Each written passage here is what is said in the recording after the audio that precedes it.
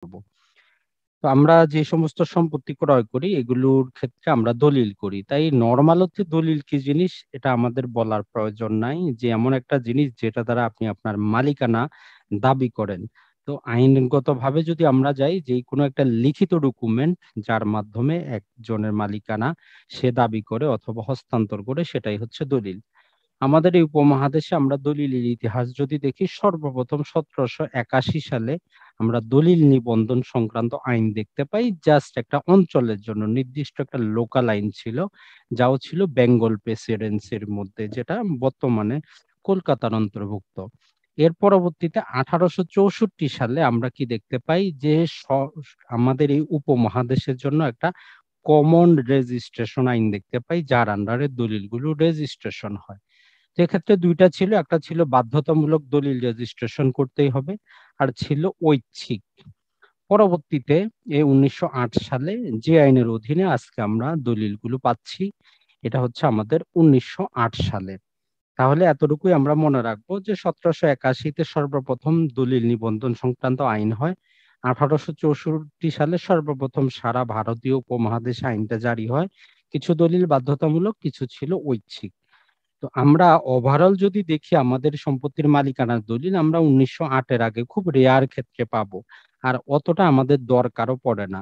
তাই বাস্তব জীবনে আপনি ১৯০৮ সালের আগের দলিল চাওয়া বা তল্লাশি করা বা দেখতে চাওয়াটা আপনার জন্য অমূলক হবে। সবচেয়ে বেস্ট হচ্ছে ১৯০৮ এর পরেই আপনি দলিলগুলো চাওয়া।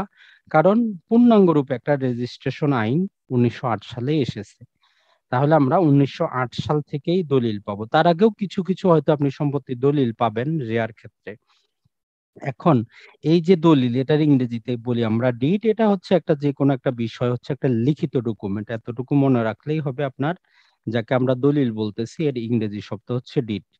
এখন এই দলিল নরমালি তার প্রকৃতিগতভাবে ২ প্রকার হয়। যেমন আপনি উইল করেন, ওসিয়ত করেন, সেখানে আপনার এই যে দলিলটা এখানে শুধু আপনিই সম্পাদন করেন। সেখানে কোনো সাক্ষীও থাকে না।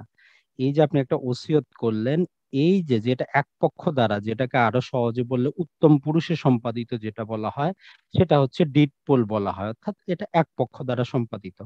আরেকটা হচ্ছে ইনডেনসার যেটা উভয় পক্ষ দ্বারা সম্পাদিত। যেমন আমাদের এই সাবকবলা দলিল, দাতা গ্রহীতা ওই ২ জনই থাকে। বায়ানামা দলিল, বিনিময় দলিল এগুলোতে ২ জনই থাকে। তার মানে যে ক্ষেত্রে শুধু একজন দাতা সিগনেচার করলেই যেই দলিলটা কার্যকর হচ্ছে সেটাই আমাদের ডিড পোল বা এক পক্ষ দ্বারা সম্পাদিত। আরেকটা হচ্ছে যেখানে দাতা গ্রহীতা উভয়ের প্রয়োজন হচ্ছে। আবার আমরা যদি দলিল আমাদের বাস্তব জীবনের ক্ষেত্রে কল্পনা করি, দলিল আবার ২ প্রকার পাই। যেমন একটা হচ্ছে মূল দলিল। মূল দলিল মানে হচ্ছে আপনি দলিলটা যখন তৈরি করেন, তখন অরিজিনাল যে স্টাম্পের মধ্যে দাতা গ্রহীতা লা কি করেছেন, সিগনেচার করেছেন, ২০০৫ এর পরে ছবি লাগানো আছে, সেই দলিলটাকে আমরা মূল দলিল বলি বাংলায়। ইংলিশে বলতেছি আমরা অরিজিনাল দলিল। আরো সহজ বাংলায় বলি আমরা আসল দলিল। আর সাক্ষ্য আইনের ভাষায় তাকে আমরা বলি প্রাইমারি ডিড। তাহলে আমরা মূল দলিল কোনটা পাচ্ছি? যেই দলিলটা আপনি একটাই প্রস্তুত করেন অথবা বাটোয়ারা হইলে যখন দলিলটা প্রস্তুত করা হয় একাধিক একই সাথে প্রস্তুত করা হয়, সেটা আমাদের মূল দলিল। তাহলে মূল দলিলের আমাদের একাধিক নাম আমরা পাচ্ছি। মূল দলিল, অরিজিনাল দলিল, আসল দলিল বা প্রাইমারি ডকুমেন্ট বলতে পারি বা ডিড বলতে পারি।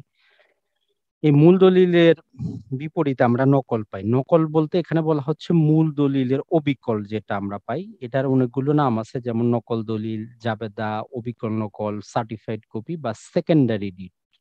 জাস্ট আমরা জানবো তাহলে নকল দলিল, জাবেদা নকল, অবিকল নকল, সার্টিফাইড কপি, সেকেন্ডারি যে ডকুমেন্ট আমরা বলি এগুলো হচ্ছে ওই যে দলিলটা যে মূল দলিলটা প্রস্তুত করা হয়েছিল এটা যেহেতু সরকারি বালামে আছে আমরা সেখান থেকে যখন তার কি করি বালামে যে এরকম লিখা আছে ঐরকম যখন অন্য একটা কাগজে কেউ সার্টিফাইড করে দেয় সেটাকে আমরা নকল, জাবেদা, অবিকল নকল, সার্টিফাইড কপি এগুলো জাস্ট সমার্থক শব্দ, যাতে আপনার নামগুলো শুনলে যাতে আপনার মনে হয় যে না এটা আসলে হচ্ছে হয় মূল দলিল অথবা সার্টিফাইড কপি।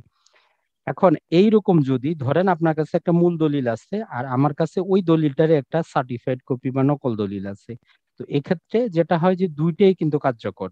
এক্ষেত্রে এমন না যে মূল দলিলটাই কার্যকর হবে, সার্টিফাইড কপিটা কি হবে কার্যকর হবে না, বিষয়টা কিন্তু এমন না।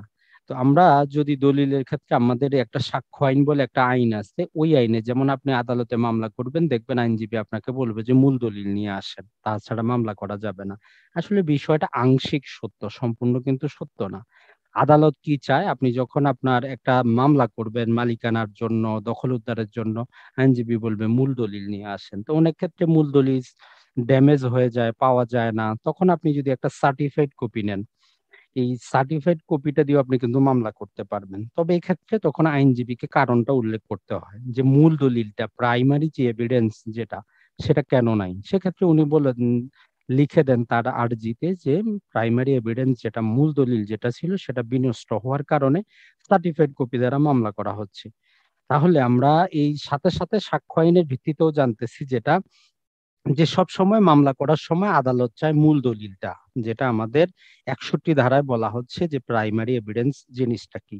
আর যদি আপনার কাছে প্রাইমারি এভিডেন্স না থাকে, সেকেন্ডারি এভিডেন্স মানে হচ্ছে ওই যে জাবেদা নকল সার্টিফাইড কপি উঠাইলেন, সেটা দ্বারাও আপনি মামলা করতে পারবেন। তাই আপনার মূল দলিল হারিয়ে গেলে যে আপনার মালিকানা চলে গেল, বিষয়টা এমন না। মূল দলিল অথবা মূল দলিলের সার্টিফাইড কপি দিয়ে আপনি কি করতে পারবেন, কাজটা করতে পারবেন। আর সাক্ষ্য আইনের 64 ধারা সবসময় বলে আপনি কি করবেন, মূল দলিল দ্বারা কি করবেন, প্রমাণ করবেন। তবে এর এক্সেপশন দেওয়া আছে 65-তে, যে যদি মূল দলিল না থাকে আপনি কারণ ব্যবহার করবেন, যে মূল দলিলটা কেন নাই, এর উপর ভিত্তি করে আপনি আপনার মামলা কিন্তু প্রমাণ করতে পারবেন। তাই আমরা এই জিনিসটা বুঝলাম, সেটা হচ্ছে যে আমাদের যদি মূল দলিল হারিয়ে যায়, নষ্ট হয়ে যায়, বিনষ্ট হয়, আমাদের টেনশনের কোনো কারণ নাই। আমরা ওই দলিলটা সার্টিফাইড কপি দিয়ে সবকিছু করতে পারবো। তবে এক্সেপশন হচ্ছে আপনি যখন ব্যাংক লোন নিতে যান, এটা কোনো আইনে নাই, তারপরে তারা মূল দলিল ছাড়া আপনাকে কি করতে চায় না, লোন দিতে চায় না। এটা আমরা বলতে পারি তাদের স্বেচ্ছাচারিতা। এমন কোনো বাংলাদেশে আজ পর্যন্ত আইন হয় নাই যে আপনার মূল দলিল না থাকলে ওই দলিল দিয়ে আপনি লোন নিতে পারবেন না। ব্যাংকারকে যদি আপনি বলেন যে আপনি কোন আইনে বলতেছেন যে আমার মূল দলিল নাই, আপনি আমাকে লোন দিতে পারবেন না, তারা কিন্তু আপনাকে দেখাইতে পারবে না। ব্যাংক কোম্পানি একটা বলেন অথবা বাংলাদেশে প্রচলিত কোনো আইনে এরকম কিছুই বলা নাই। সবকিছুই সাক্ষ্য আইনের অধীনে চলে। আর অলরেডি আপনারা জেনেই গেছেন, সাক্ষ্য আইন বলতেছে মূল দলিল না থাকলে আপনি কারণ দেখাবেন যে আমার দলিলটা হারায় গেছে, নষ্ট হয়ে গেছে, ওই জন্য আমি সার্টিফাইড কপি নিয়ে আসছি। এটা দ্বারা আপনি যাবতীয় কাজ করতে পারবেন।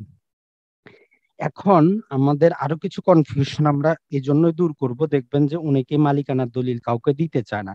এমনকি সম্পত্তি বিক্রি করবে তারপরও দলিল দেখাইতে চায় না, আপনাকে দিতে চায় না, চিন্তা করে যে আপনি তার সম্পত্তিটা কি করবেন, অবৈধভাবে প্রতারণার মাধ্যমে নিয়ে নিবেন। আসলে এইটা কনফিউশনটা আপনার দূর হবে যখন আপনি সাক্ষ্য আইনে 74 ধারা পড়বেন, সেখানে বলা আছে কোনটা পাবলিক ডকুমেন্ট। সেখানে সরকারি আইন, সরকারি সংস্থা, আদালতের বিভিন্ন কিছু বলা আছে। তার মধ্যে একটা জিনিস বলা আছে, ব্যক্তিগত যে কোনো জিনিস যখন আপনি সরকারের কাছে রক্ষিত রাখবেন, সেটা পাবলিক ডকুমেন্ট। আর পাবলিক ডকুমেন্ট হইলে সুবিধা কি, এটা যে কেউ এর নকল পাইতে পারে। আপনার সম্পত্তির দলিল আমি উঠাইতে পারবো, আপনি আমাকে আইনগত বাধা দিতে পারবেন না। তার মানে যে দলিলটা আপনি দিচ্ছেন না, আমি চাইলে সাব রেজিস্ট্রেশন অফিসে গিয়ে সেই দলিলটা উঠাইতে পারবো। আমার সম্পত্তির দলিল আপনি উঠাইতে পারবেন, আপনার সম্পত্তির দলিল আরেকজন উঠাইতে পারবে। কারণ কি, কারণ হচ্ছে দলিলগুলা হচ্ছে একটা পাবলিক ডকুমেন্ট। আপনি যেহেতু এটা রেজিস্ট্রেশন করছেন, এটা সরকারি রেজিস্টার্ডে আছে, এটা যে কেউ যাচাই বাছাই করতে পারে, যে কেউ পরিদর্শন করতে পারে, যে কেউ তার সার্টিফাইড কপি পাইতে পারে। এই যে সার্টিফাইড কপি পাবে, এটা 76 ধারা মোতাবেক সাক্ষ্য আইনের, এটা কি সে দিতে পারে, সাব রেজিস্ট্রার দিতে পারে। তাহলে আপনাদের আরো একটা কনফিউশন ভাঙলো, সেটা হচ্ছে যে জমির দলিল, তাহলে আপনার দলিল যে কেউ উঠাইতে পারে, আপনিও যে কারো দলিল উঠাইতে পারেন। আপনি দলিলটা কাউকে দিয়ে দিলে আপনার মালিকানা চলে যাবে, বিষয়টা কিন্তু এমন না। এখন যদি আমরা দেখি যে আসলে দলিলের আরো যদি নানা প্রকার প্রকার পাই, যেমন আমরা মালিকানার দলিল বা ওনারশিপ ডিড বা মূল দলিল কোনটা বলি, যেই দলিল মূলে সর্বশেষ আপনি মালিক। যেমন আপনি আজ কালকে একটা সম্পত্তি ক্রয় করছেন, ওই যে দলিলটা আপনি উঠাইলেন, ওইটাকে আমরা বলি আপনার মালিকানার দলিল। অর্থাৎ যেই দলিল মূলে আপনি মালিকানা দাবি করতেছেন। এখন এই সম্পত্তিটার গত 50 বছর আরো 10 জন মালিক থাকতে পারে, তাদের যে দলিলগুলা সেগুলাকে আইনের ভাষায় আমরা বলি এটা হচ্ছে পুরাতন দলিল বা বায়া দলিল বা পিট দলিল। এক এক অঞ্চলে এক এক প্রকার নাম ব্যবহার করে, আপনার অঞ্চলে যেটা ব্যবহার করে আপনি সেটা জেনে নিবেন। তাহলে যেই দলিল মূলে আপনি মালিকানা দাবি করতেছেন সেটা হচ্ছে আপনার মালিকানার দলিল। আর ওই মালিকানা সংক্রান্ত পুরাতন মালিকের আগের যারা যারা মালিক ছিল, তাদের যে দলিলগুলা সেগুলোকে আমরা বায়া দলিল বা পিট দলিল বলি। এখন এই সেটা ভায়া বা পিট দলিল হোক আর মূল মালিক এই যে মূল দলিল হোক, হয় আপনার মূল কপি হবে অথবা সার্টিফাইড কপি হবে। এই দুটার বাইরে ফটোকপি কিন্তু গ্রহণযোগ্য নয়। কোনো আদালতে, কোনো সাব রেজিস্ট্রার, কোনো এসিলেন্ট আপনার ফটোকপি গ্রহণযোগ্য হবে না। হয় আপনি মূল দলিল সাবমিট করবেন অথবা তার সার্টিফাইড কপি সাবমিট করবেন। ওই মূল দলিলের ফটোকপি বা সার্টিফাইড কপির ফটোকপি গ্রহণযোগ্য না, এই কথাটা মনে রাখবেন। তো এগুলো ছিল দলিল সংক্রান্ত একটু বেসিক জিনিস যেগুলো আসলে আমাদের জানা প্রয়োজন। তাহলে আমরা এখানে যে শব্দটা মনে রাখবো সেটা হচ্ছে পিট দলিল বা বায়া দলিল, মানে হচ্ছে পুরাতন মালিকের দলিল। আপনার জমিটার আরো যারা মালিক ছিল তাদের দলিল,